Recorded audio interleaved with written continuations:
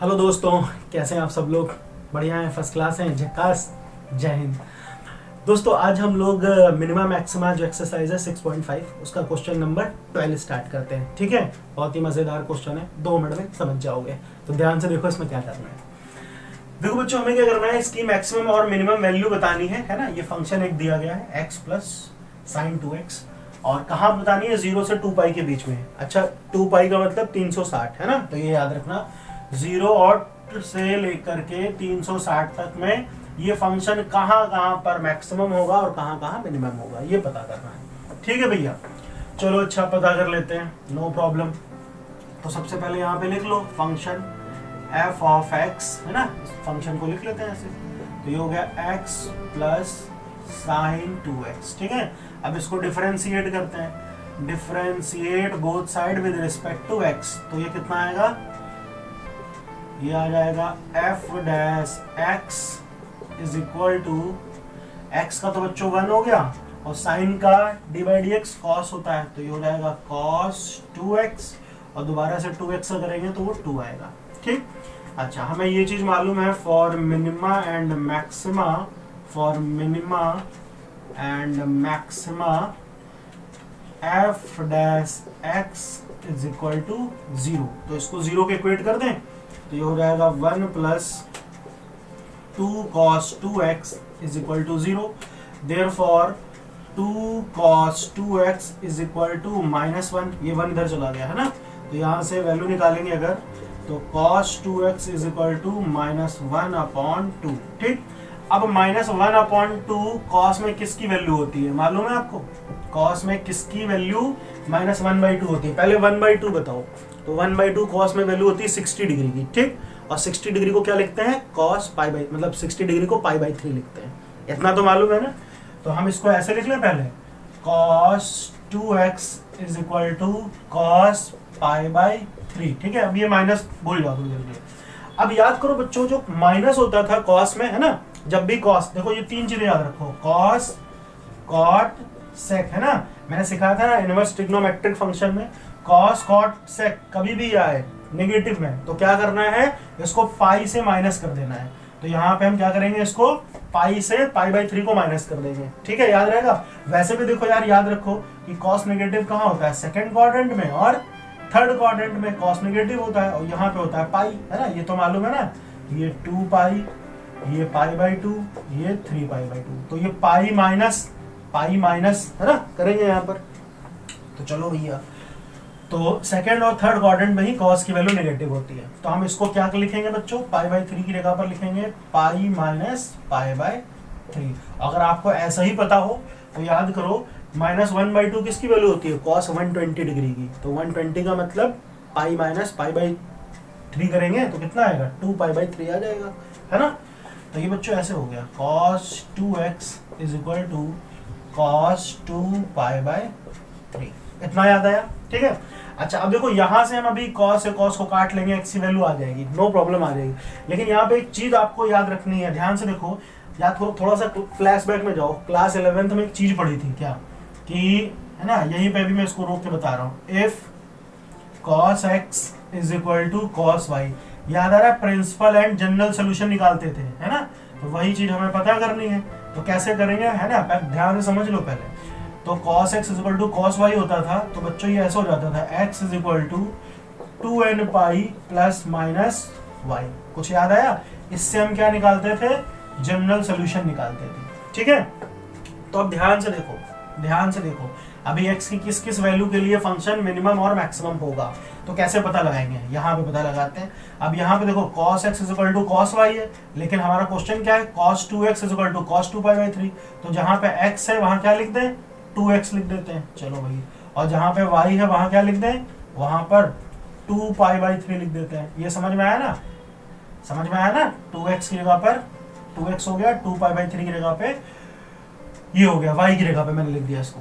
अब यहाँ पर भी ऐसा लिख देंगे 2x, और यहाँ पे y की जगह पे कितना आ जाएगा, 2 पाई बाई 3। इतना याद आया? अब यहाँ से वैल्यू निकालो, जैसे ये मैंने बताया था ना cos 2x, तो यहाँ पे ऐसे निकालते हैं, तो देखो ये कितना आएगा, है ना। इसको मैं हटा देता हूँ, इसको सही से लिख देते हैं थोड़ा, 2x इज इक्वल टू, तो यहाँ से अगर x की वैल्यू निकाले तो बच्चों ऐसे आएगा ये 2n pi plus minus 2 pi by 3, ये कहाँ जाएगा, ये 2 इधर भी आ जाएगा और ये 2 इधर डिवाइड में आ जाएगा, है ना ऐसे, तो ये 2 से 2 कैंसिल हो गया, तो x की वैल्यू कितनी आई n pi plus minus pi by 3, समझ में आया, पाई बाय 3।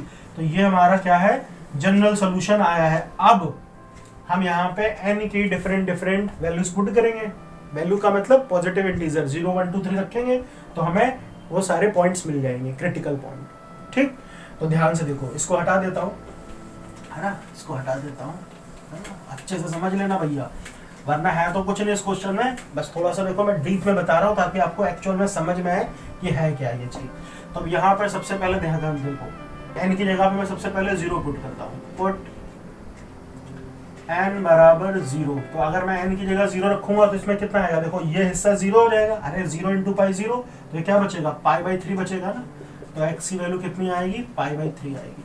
चलो भैया दूसरा पुट कर लेते हैं, put n is equal to 1। अब n की जगह पर 1 पुट करो, यहाँ पे 1 पुट करो n की जगह पर, देखो कितना आएगा, पाई प्लस पाई बाई 3, एक बार प्लस वाला लेंगे फिर माइनस वाला, तो ये कितना आएगा 3 पाई और प्लस पाई, तो ये हो जाएगा 4 पाई बाई 3, और फिर अगर माइनस लिखें यहाँ पे, है ना ऐसे, पाई माइनस पाई बाई 3, तो कितना आएगा 2 पाई बाई 3 आएगा ना। तो अगर n की वैल्यू 1 लिखेंगे तो दो वैल्यू मिलेंगी हमें, 2 पाई बाई 3 और 4 पाई बाई 3, याद रहेगा। अच्छा, ये सारे हमारे क्या है, पॉइंट्स हैं। अभी ये सारे पॉइंट्स को हम रख के देखेंगे, और पॉइंट्स आने कहाँ तक चाहिए, 0 से लेके 360 डिग्री के बीच में, 360 का मतलब 2 पाई, है ना। अच्छा, ये कितना है मालूम है, 4 पाई बाई 3 का मतलब क्या है, देखो यहाँ से याद रखो, पाई बाई 3 का मतलब है 60, तो 60 इंटू 4 कर दो, 4 6 240, 360 के अंदर ही है ना, ऐसे याद रखा करो। तो अभी और चेक कर लेते हैं भैया, चलो पुट कर लेते हैं n की वैल्यू 2, तो यहाँ पे n की जगह 2 लिखो, 2 पाई माइनस पाई बाई 3, तो 3 2 जा 6, 6 माइनस 1, तो कितना आएगा 5 पाई बाई 3। अच्छा, अब एक बार प्लस कर लो, 3 2 जा 6 प्लस 1 7 पाई बाई 3, लेकिन 7 पाई बाई 3 तो देखो 2 पाई से बाहर चला गया, इन्होंने कहा है कि 2 पाई तक ही बताओ। देखो 7 पाई बाई 3 का मतलब जानते हो क्या है, देखो ऐसे 7 पाई बाई 3 का मतलब 60, तो 7 6 42, 420 आ गया, तो 420 तो ज्यादा चला गया ना इससे, तो हमें इसके अंदर में ही चाहिए इसको, तो हम यहाँ पे केवल 5 पाई बाई 3 ले सकते हैं, 7 पाई बाई 3 नहीं ले सकते हैं। तो अब ये सारे पॉइंट पर हम चेक करेंगे कि वैल्यू कहाँ पर मैक्सिमम है, कहाँ मिनिमम है। तो चलो भाई, तो चेक कर लेते हैं वैल्यू, ठीक है। तो पॉइंट्स बेटा कौन कौन से मिल गए हमें, यहाँ से लिखो पहले, एक 0 मिला है ना, x की वैल्यू 0 है ना, पॉइंट है 0, मैं यहाँ पे सारे लिख देता हूँ, 0 पे चेक करना है, फिर हमें पाई बाई 3 पे चेक करना है, फिर कहाँ गया 2 पाई बाई 3 पे चेक करना है, 2 पाई बाई 3 के बाद फिर 4 पाई बाई 3 पे चेक करना है, और फिर 5 पाई बाई 3 पे चेक करना है, और लास्ट में कितना बचा 2 पाई।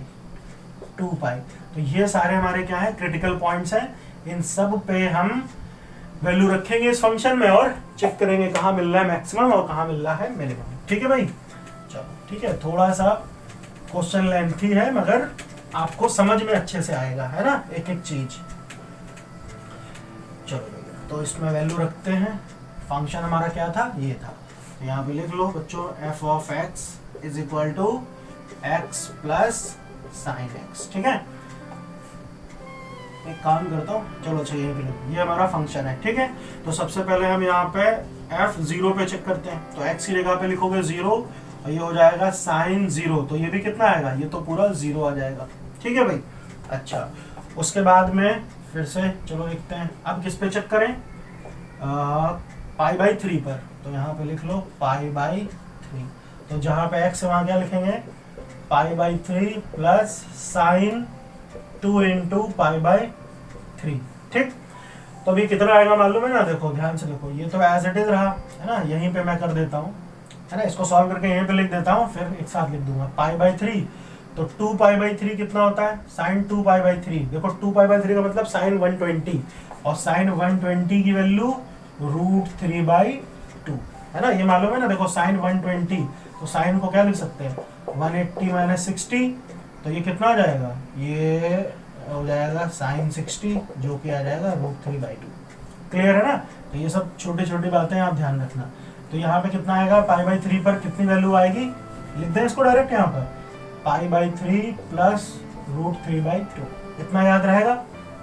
अब देखो यहीं से ध्यान से देखो, π/3 के बाद कितना है, 2π/3, 2π/3। चलो इसी में लिखते हैं x की जगह पर, तो हो गया 2π/3 plus sin 2 into 2π/3, sin 2 into 2π/3, तो ये तो हो गया 4π/3।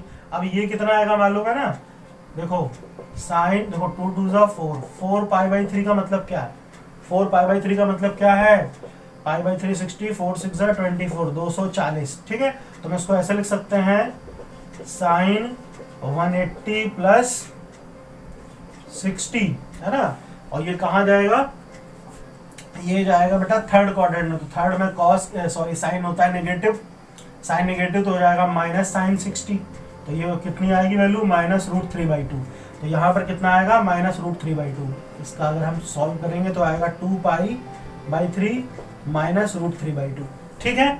तो चलो यहाँ पे लिख दूं डायरेक्ट, है ना, समझते रहना। तो यहाँ पे मैं लिख देता हूँ -√3/2, -√3/2। अब यहीं से देखो बच्चों, एक बार वैल्यू +√3/2 आएगी, फिर -√3/2 आएगी, क्योंकि साइन का फंक्शन क्या होता है, एक पर्टिकुलर इंटरवल में घूमता है ना। अब जैसे दूसरा कितना था, 2π/3 के बाद कितना है, 4π/3, 4π/3। तो जब हम इसको रखेंगे इसमें x की जगह पर, तो आ गया 4π/3, लेकिन जब आप इसको सॉल्व करोगे आगे तो ये आएगा +√3/2, ऐसे याद रखना, एक बार प्लस, एक बार माइनस, एक बार प्लस, फिर एक बार माइनस, फिर 4π के बाद कितना है, 5, ठीक है, कितना है 5। तो यहाँ पे लिख लो 5π/3। तो जब इसको सॉल्व करेंगे तो कितना आएगा, ये हो जाएगा 5π/3 प्लस, अब एक बार देखो प्लस माइनस प्लस, फिर कितना आएगा, -√3/2 आएगा। आप चेक कर लेना, यही मिलेगा, ठीक, कुछ और नहीं मिलेगा। फिर लास्ट में 2π बचा, चलो यहाँ पे लिख लेते हैं 2π। अब 2π पे वैल्यू कितनी मिलेगी, 2π पे वैल्यू देखो यहीं पे रखो, x की जगह पर, तो हो गया कितना, 2π प्लस साइन 2π, देखो यहाँ पे मैं लिख देता हूँ ऐसे, साइन 2, x की जगह पे कितना हो गया, 2π, तो ये हो गया 4π। तो 4π, अब देखो 4π का मतलब समझ रहे हो कि साइन वापस यहीं पे आ गया, ये 1 2 3 ऐसे करके यहीं पे आ गया ना। 4π का मतलब 2 चक्कर पूरे लगा लिए फर्स्ट क्वाड्रेंट में, तो इसकी वैल्यू 0 हो गई। क्यों, क्योंकि साइन पाई की वैल्यू क्या होती है बताओ, साइन पाई 0 होता है ना, साइन 180 0 होता है, तो 4π 4 इंटू 0 0, तो ये हो गया 0 यहाँ पर, ठीक है भैया। अच्छा, तो अब देखो इसकी मैक्सिमम वैल्यू, अब यहाँ पर देखो 2π प्लस 0, तो ये तो 2π ही रहा ना, तो ये लिखने की जरूरत नहीं है, केवल 2π आ गया, इसको हटा दें। अब यहीं पे बताओ आपको मैक्सिमम और मिनिमम वैल्यू कहाँ मिल रही है, ध्यान से देखो, मैक्सिमम वैल्यू और मिनिमम वैल्यू, क्वेश्चन को देख के पता चल जाएगा कि मिनिमम वैल्यू तो मिल रही है 0 पर, 0 पे है ना, 0 रखा, x की वैल्यू 0 रखा तो 0 मिला, और मैक्सिमम वैल्यू कितनी मिल रही है, 2π, कितनी मिल रही है, 2π, ठीक है।